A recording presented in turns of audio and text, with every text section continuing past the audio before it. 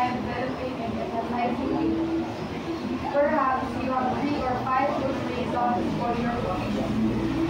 Okay, when using this technique, you present one reason as being the strongest and most important. So meron kami isang rason na pinipresent and that reason is yung pinakamalakas or the most important reason you have in writing an argumentative. And then, okay, you spend more time developing and emphasizing it. So you have to develop and emphasize this strongest reason. And then you can have your 3 or 5 good reasons for your position. So these are 2 examples of topic sentences setting up the last body paragraph of an essay. So example number 1, who wants to read this one? Stand up. Example 1. Last and most importantly, we need to continue coordinating the space program because space is our last frontier. Questioning reasoning fundamental is part of the American spirit. Focusing on and emphasizing this result in the last body paragraph of the essay will give this essay a strong emotional connection. So what have you observed in the example?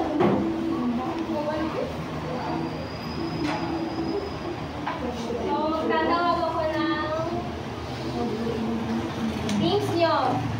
And you have to send up and answer, okay? All you have to do is to read some example and give me your ideas or your observation about it. Okay, Gutierrez.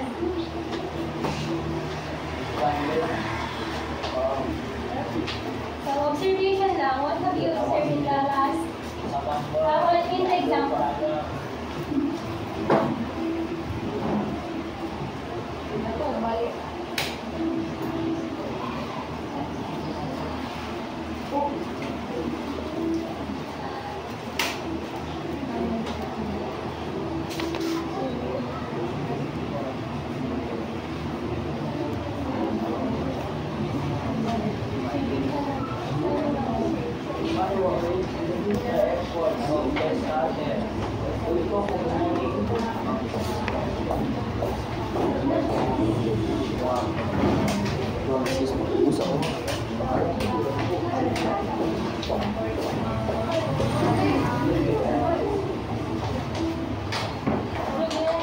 Okay, very good.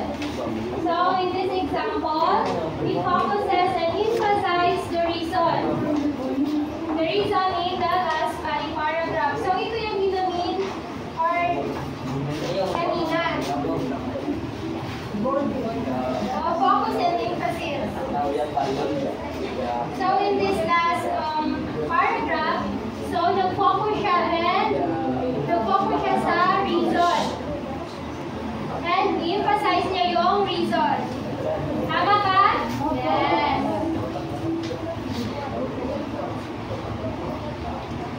Okay, example number 2. Okay, who wants to read this one?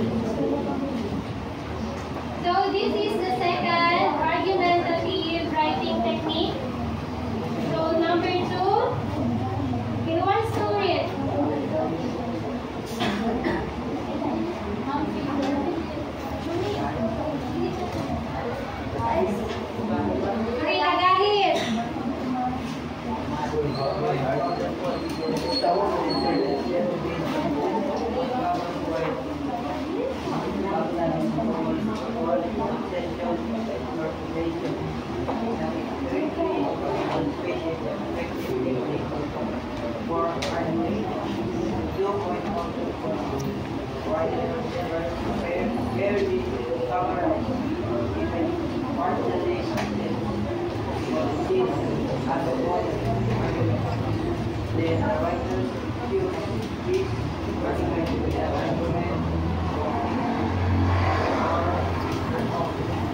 Okay, point and counterpoint.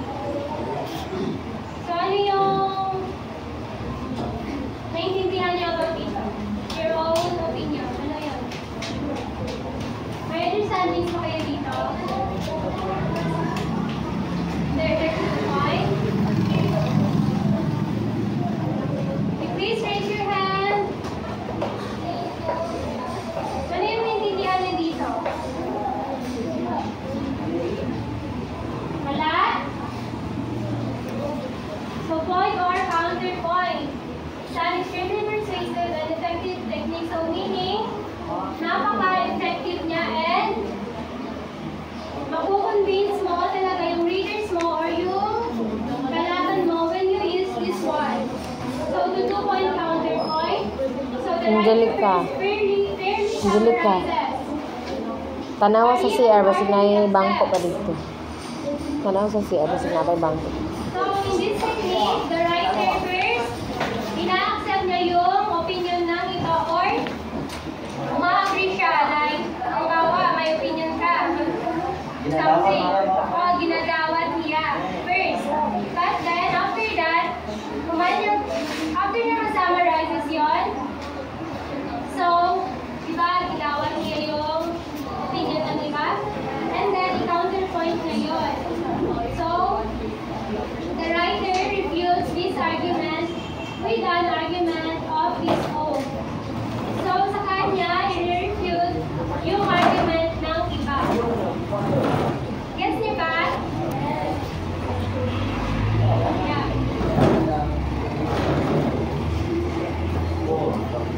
So, I have here an example. So, I need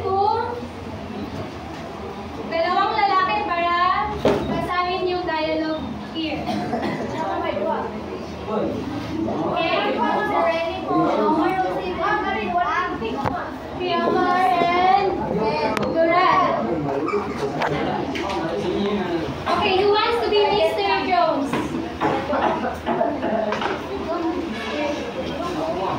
Okay, stand up. Okay, tumayo kayong dalawa. Okay? Ikaw si Mr. Jones and you are the salesman. So everybody listen.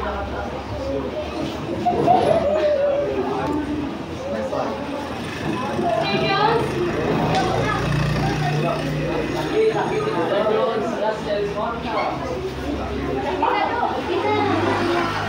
Mag-start sa ilaw mo. Ilaw.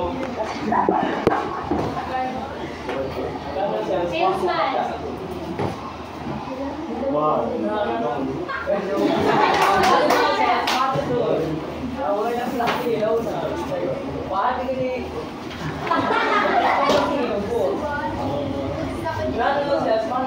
Okay, sit down. So I think we don't have enough time. Guys, nandito ba si Ma'am Gail? Salamat. We will continue our discussion.